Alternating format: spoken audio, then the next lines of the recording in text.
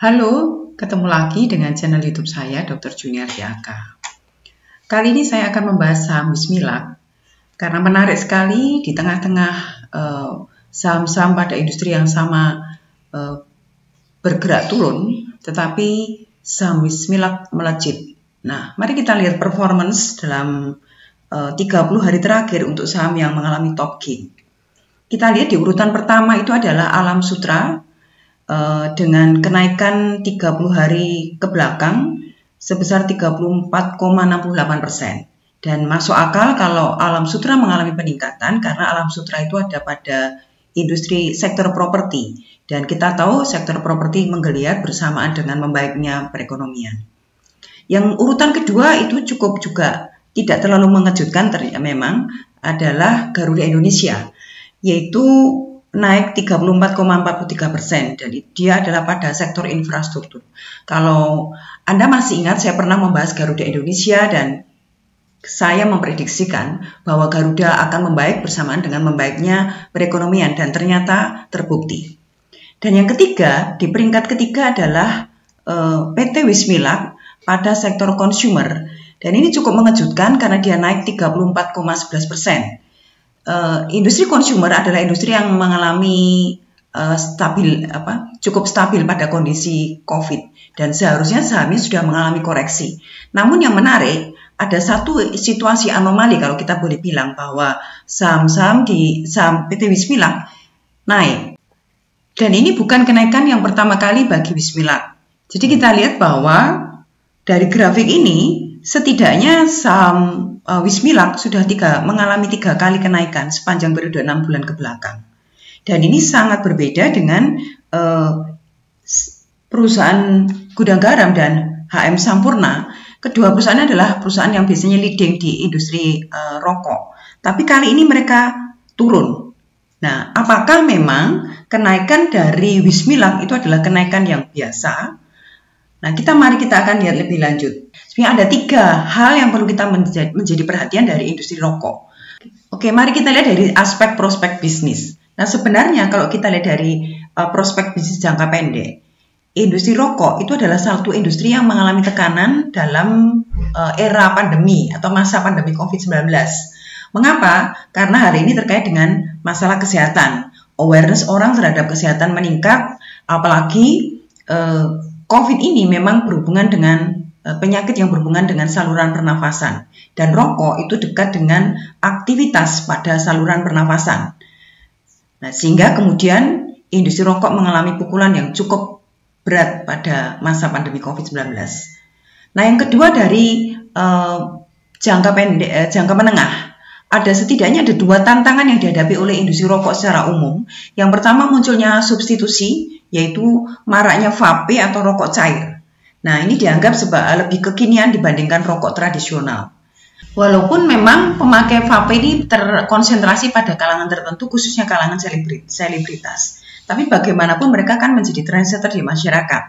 Kalau pemakainya kemudian semakin meningkat, tentu itu akan mempengaruhi gaya masyarakat untuk mengkonsumsi rokok. Yang ketiga adalah industri ini mengalami problem serius selama beberapa tahun terakhir, khususnya dengan kenaikan cukai rokok. Nah, jelas bahwa kenaikan cukai rokok ini akan berimbas pada harga jual produk, dan tentu juga akan menekan daya beli konsumen, dan tentu juga berikutnya akan menekan bagaimana revenue dari perusahaan rokok tersebut. Nah, di sisi lain, kenaikan rokok itu juga akan menekan margin laba perusahaan. Cukai rokok itu tentu akan membuat produsen rokok untuk menghitung ulang rencana bisnisnya ke depan. Mereka juga perlu mempertimbangkan daya beli, perubahan lifestyle dari konsumen, dan juga struktur biaya produksi tentu akan berubah. Dan hal ini pasti bukan hal yang mudah bagi produsen rokok. Tantangan besar tersebut dapat dilihat dari bagaimana grafik harga saham selama 5 bulan terakhir. Nah, kalau kita amati bahwa industri rokok seperti misalnya Gudang Garam itu sahamnya dari 54 ribuan menjadi 42 ribuan atau turun sekitar 24%. Sedangkan HM Sampurna harga sahamnya dari 1.800-an menjadi 1.450-an, turun 20%. di sini rupanya terjadi anomali pada Bismillah karena di tengah-tengah industri rokok, perusahaan-perusahaan rokok lain yang biasanya leading di dalam industri rokok itu turun, tetapi sahamnya Bismillah justru melaju. Saham Bismillah naik dari 350 menjadi 510 atau naik sekitar 45%. Jadi apakah kita wajib waspada dengan dengan kinerja saham Bismillah? Nah, mari kita lihat pertama bagaimana kinerja dari Gudang Garam. Gudang Garam itu secara return on investment cukup bagus, masih cukup tinggi yaitu 17,07%. Kemudian kalau kita lihat dari revenue-nya memang cukup stabil dan mengalami kenaikan tipis di kuartal ketiga tahun 2020. Jadi sebenarnya cukup bagus dari kinerja fundamental Gudang Garam. Nah, bagaimana dengan HM Sampurna? HM Sampurna itu dilihat dari return on investment memiliki return on investment yang sangat tinggi, 39,4%, hampir 2 kali lipat apa yang dimiliki oleh Gudang Garam. Dan kemudian dari sisi revenue memang Sampurna cukup mengalami tekanan karena revenue-nya cukup mengalami penurunan sampai dengan Juni 2020 dibandingkan dengan bulan sebelumnya. Sampurna memang dari sisi revenue-nya turun. Dan kemudian juga net income-nya juga mengalami tekanan. Dan bagaimana dengan Bismillah? Bismillah itu memiliki return on investment 10,33%. Paling rendah dibandingkan dengan Sampurna dan Gudang Garam. Nah, kalau kita lihat dari sisi revenue-nya, memang Bismillah ini memiliki peningkatan dari waktu ke waktu. Jadi kalau kita bandingkan Juni 2020 dibanding dengan September 2020, total revenue dari Bismillah memang mengalami peningkatan. Demikian juga dengan laba yang diperoleh. Oke, sekarang mari kita lihat dari sisi cash flow-nya Gudang Garam. Gudang Garam dilihat dari cash flow from operating masih positif.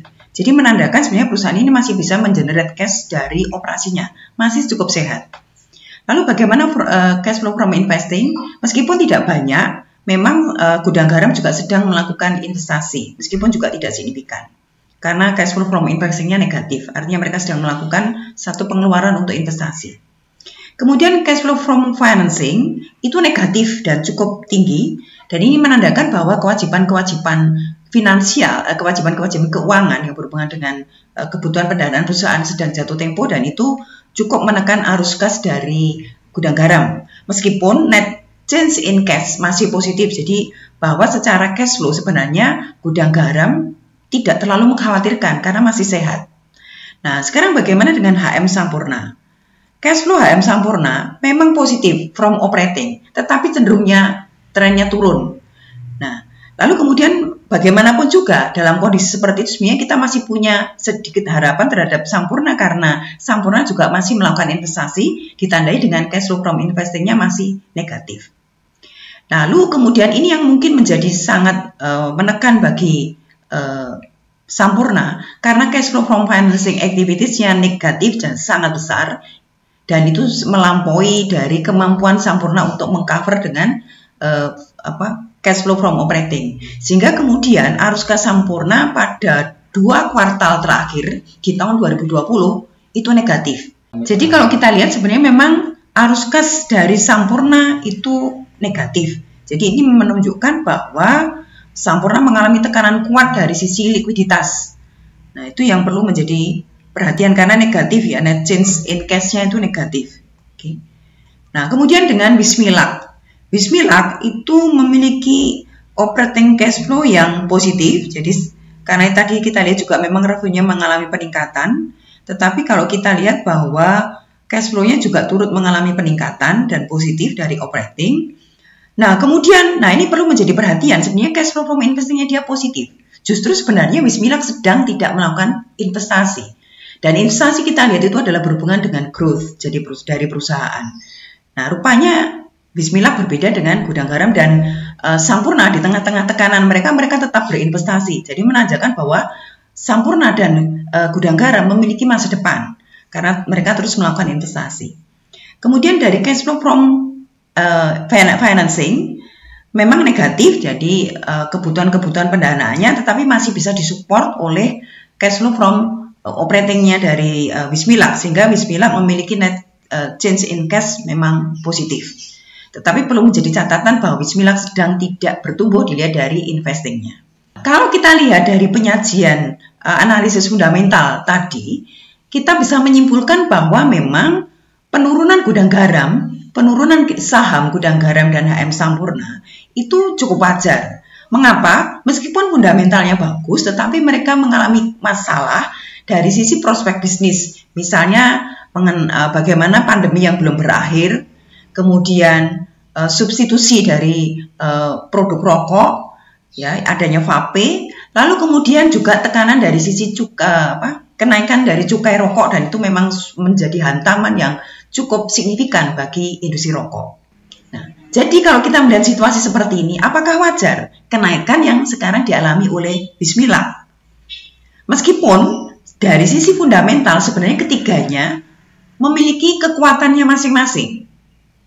Dari prospek bisnis juga patut diragukan karena Wismilak akan tentu mengalami tekanan yang sama dengan gudang garam dan juga HM Sampurna dari sisi pandemi yang masih belum berakhir, orientasi kesehatan dari setiap masyarakat yang awareness kesehatan dari masyarakat yang meningkat, kemudian adanya substitusi dan juga adanya kenaikan dari cukai rokok. Nah, dari sisi kinerja memang Wismilak cukup bagus dari sisi cash flow, tetapi patut kita catat bahwa Wismilak sedang tidak melakukan investasi sebagaimana yang dilakukan oleh HM Sampurna dan gudang garam. Nah, jadi kembali pada pertanyaan awal, apa yang menyebabkan saham Wismilak bisa naik signifikan di tengah kondisi-kondisi yang sudah tadi kita uraikan? Jawabannya adalah satu, kapitalisasi dari Wismilak memang kecil dibandingkan dengan HM Sampurna dan juga gudang garam. Nah, pada kondisi di mana satu perusahaan memiliki kapitalisasi yang relatif kecil, itu akan mudah dimainkan di dalam pasar. Nah, itulah yang bisa menjadi jawaban kenapa saham Wismilak itu bisa meroket di tengah-tengah kondisi yang lain. Saham-saham yang biasanya blue chip itu kemudian pada industri yang sama itu kemudian turun. Nah, yang kedua adalah aspek good corporate governance. Kita tahu bahwa komisaris dari Wismilak itu ada 3 dan hanya 1 yang independen. Dan ini membuktikan bahwa pengawasan atau bentuk dari monitoring dari Dewan Komisaris memegang peranan yang sangat penting. Jadi apa rekomendasi saya dengan kondisi Wismilak? Nah, kita patut berhati-hati. Jangan terburu-buru untuk mengikuti arus membeli saham Wismilak di tengah-tengah kenaikan yang menjadi pertanyaan besar. Karena kita kaitkan dengan bagaimana kondisi fundamental, bagaimana prospek bisnis, dan semuanya tidak mendukung. Dan yang wajar adalah apa yang sekarang dialami oleh Sampurna dan gudang garam. Oke, terima kasih sudah mengikuti analisis dari saya tentang Wismilak, gudang garam, dan HM Sampurna. Semoga memberi pencerahan bagi Anda dalam mengambil keputusan. Dan jangan lupa ikuti terus channel ini, jangan lupa subscribe, like, dan share. Terima kasih.